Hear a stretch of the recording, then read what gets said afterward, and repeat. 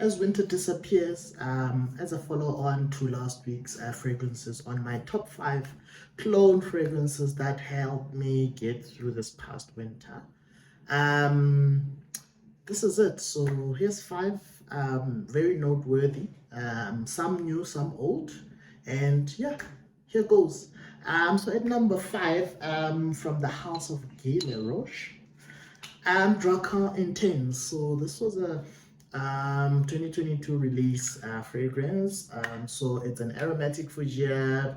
It's the original Drakkar Noir from the 80s, sort of refreshed and renewed for the modern day. So it's a modernized type of Drakkar uh, Noir. So yeah, at number 5, notes here: wormwood, coriander, bergamot, lavender, clary sage, juniper berries, patchouli, lavender, moss. So very packed, similar to the 80s original version. But yeah, I enjoyed this quite a lot. It was an easy to go grab, and for the winter times, because the performance is not that great. For winter, it is ideal because it's a cozy type of smell. So it worked. So at number 5, Drakkar Intense from Guy Laroche.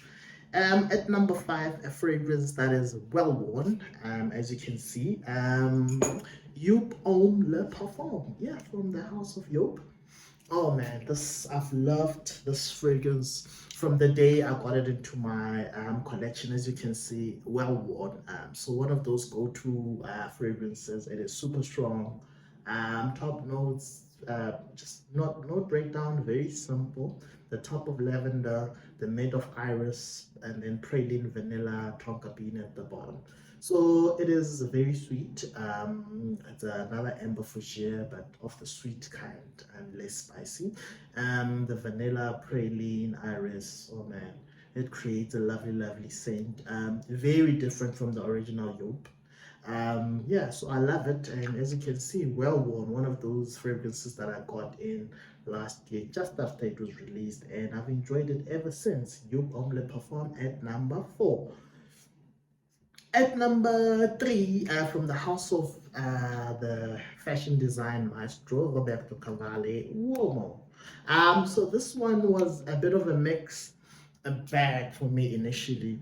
I was not quite getting it. So, but after a while, I must say it started growing on me. And I've worn it quite a lot this past winter.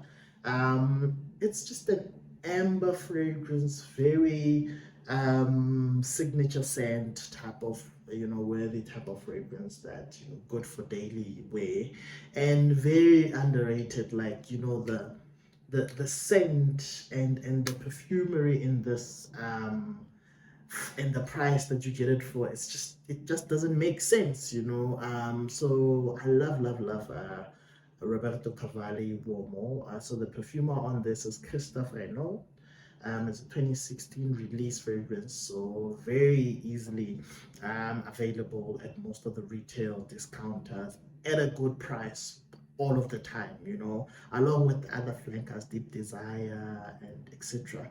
So love this one. I bought it as just off a whim. I saw it at a good price, and I just decided to pull the trigger, and lo and behold, another great blind buy from my end. Top notes here: black violet, saffron, then honey, lavender, tonka bean, cedar, patchouli at the bottom. So the honey, lavender, and the saffron, black violet is what makes this fragrance cake.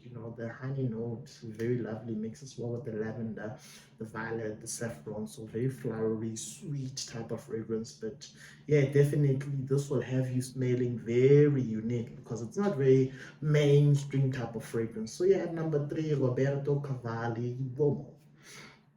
At number 2, another one that I had mixed feelings, from the house of Salvatore Ferragamo Intense Leather. So at first, I was not quite sold on this leather fragrance. I got it just in time for the winter, and it's one of those. It came in as a gift set as well, so it was one of those where there was a sale. It's a gift set, so you get 10 mils or is it 15? I think a 15 mils plus 100 mils and a shower gel for a very reasonable price. So yeah, I pulled the trigger. I got myself one of these, and initially I was a bit disappointed, but with more wearings and with more giving it an opportunity to sort of settle, and it's a very good fragrance, and very well worn. It's got a nice fresh opening, mandarin orange, pink pepper, clary sage, and then the mid you've got red apple, iris, even though the iris is not very prominent,